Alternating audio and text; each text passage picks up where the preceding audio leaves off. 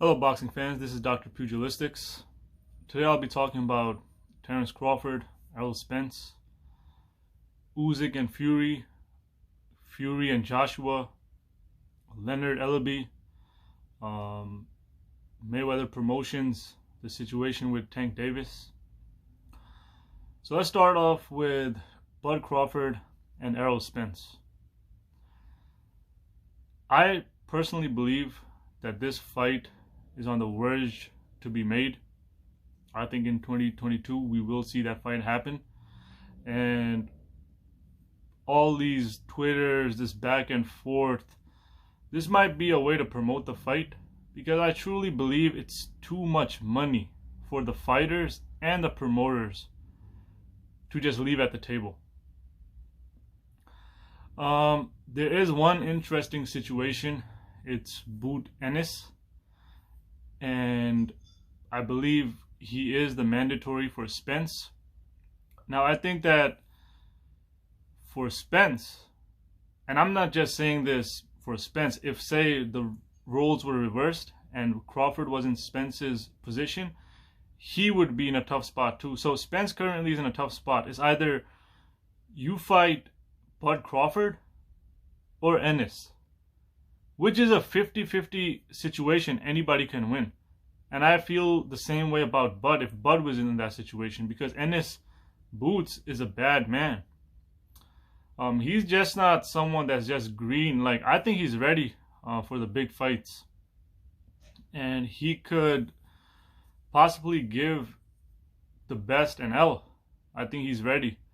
So now with Spence, it's like for the welterweight division, he accomplished a lot, and he has very little left to prove except for Bud Crawford.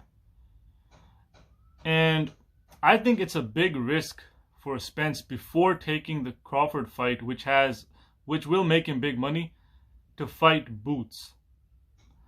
I think step aside money will be offered to Boots Ennis. Now I don't think Boots Ennis is the type of guy to take the step aside money. I don't know him personally, obviously. Maybe he does, but I don't think so. I think he is eager to be known that he could mess with the top dogs. He wants big fights. He's hungry. I think he'd rather fight Spence than to take some step aside money. But career-wise, and for the sake of boxing and boxing fans, I think Boots Ennis should just take the step aside money if offered. And hopefully we get to see Crawford and Spence fight. And then he could take the loser first, or the winner if they don't move up in weight. Or just then he has the option to just be the big dog at the welterweight if they both move up, like dominate the welterweight. And then eventually, Ennis is also a big dude, he'll eventually, like when his frame kind of grows, he'll go up in weight too. So I think he should do that. But again, for me as a fan, I don't care who wins or loses. If Boots Ennis, Terrence Crawford, and Spence all fight each other, I don't care who takes L's. If all of them take one L, I don't care. As a boxing fan, it'll still be a treat. But the problem is promotion-wise, I think Spence and Bud lose money like that. Unfortunately, that's how the business is going. Is it fair? I don't think so. I honestly think boxers should get paid regardless. Like there should be like a pre-contract or something. You know how the NBA has it? They get paid. That way, the promoters already have paid the money, so they'll make them fight, take the big fights, But I don't think any boxing fan would care if Bud or Crawford, Bud and Spence have one L on their resume. They still want to see that fight. Just like right now, everybody wants to see Joshua and Fury. Everybody wants to see Wilder and Fury. It doesn't matter if Joshua took 2 L's. It's still a big fight. So that'll be interesting. Let's see what happens. But I personally prefer Spence and Bud to fight first. Too much money to be made. I don't think they're going to pass up on that money. I know both Bud fans, Spence fans thinks, they think, oh, he didn't want to take the fight. He didn't want to take the fight. I'm a Bud Crawford fan. But still, I don't think Spence will duck him. I don't think so. At an elite stage like that, he fought some pretty badass opponents himself, Errol Spence. So, and it's too much money to be made. I think that fight will happen in 2022. I hope I'm right. But and speaking of promotions, Leonard Ellaby, this dude be tweeting like crazy, talking about we don't understand the game and all that crap. Mayweather Promotions, of course, all kinds of excuses about why the Tank Davis fight wasn't successful on the pay-per-views. And I heard some excuse. I'm not saying that Mayweather Promotion said that or Leonard Ellaby said that, but somebody said that, oh, it was the football Sunday. Well, you claim to be big businessmen. Like, who the hell told you to put a fight on football Sunday? And one more thing. If you had got him with a bigger name, and no disrespect to Cruz, no disrespect to Isaac Cruz, he actually put up a great fight. Very close. I think it could have been a draw. A lot of people might not like this. It could have been a draw. But it is what it is. But the point is, he is 27 years old right now. He's going to turn 30 in 3 years. Boxing-wise, you are wasting his time. Give him some goddamn big fights. You know what I'm saying? Like, if... and I'm not shocked that his pay-per-view numbers were down. If he were fighting a big name, if they made him fight Haney or something like that, pay-per-view numbers would have been off the charts. See, boxing fans aren't crazy anymore. They're not gonna dish out their money for just because it's one fighter who's good, that they like, and now they're gonna take out their money. No, now we're gonna spend money on the fights we want to see. They gotta understand that. So, and all this talk about, no disrespect to Tank, but you're the best. Like, how are you the best? Who the hell did you fight from the top dogs?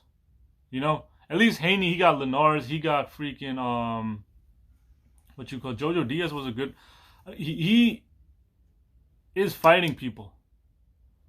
Tank Davis, you fought Gamboa when he wasn't really Gamboa. Still, Gamboa somehow put hands on you.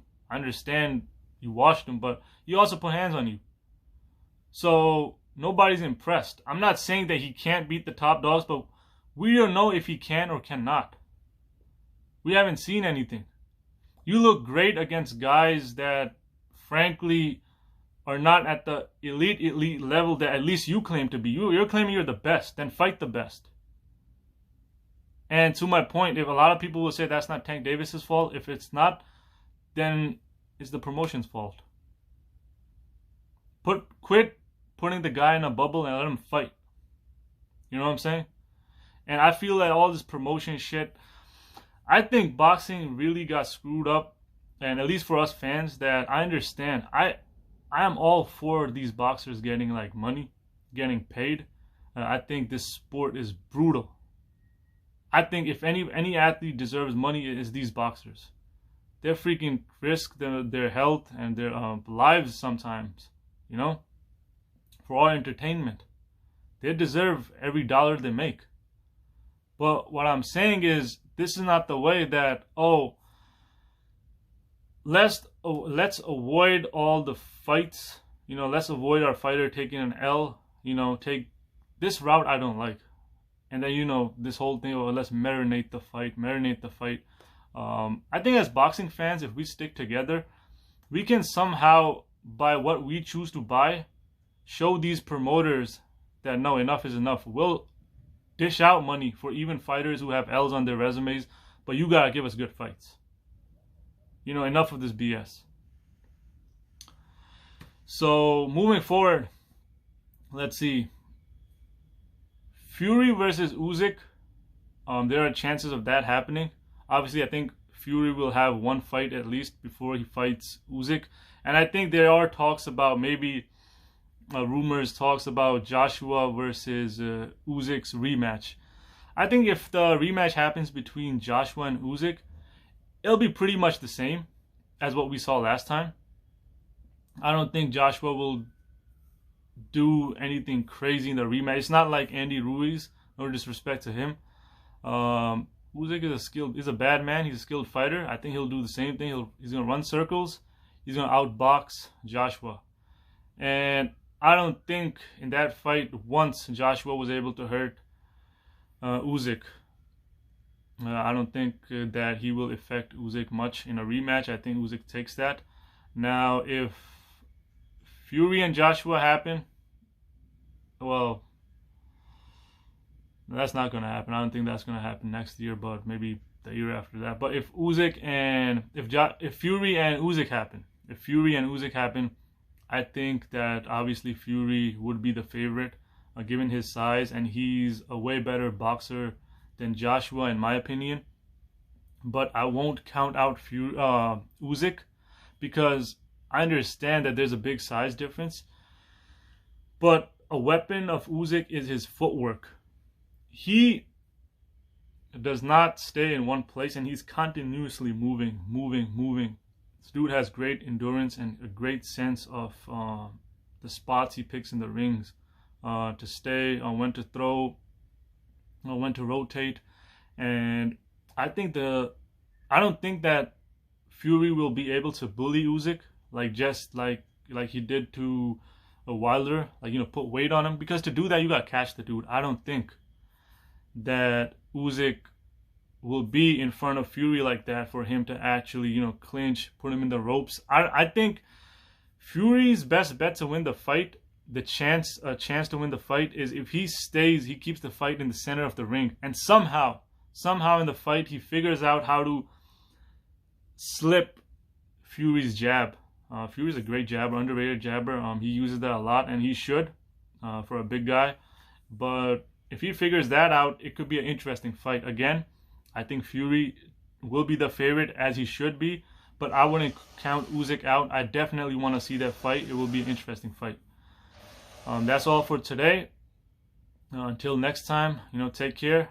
And don't forget to like and subscribe. And, if you have friends that are boxing fans, please help me grow my channel. And let them know, share the link. And take care.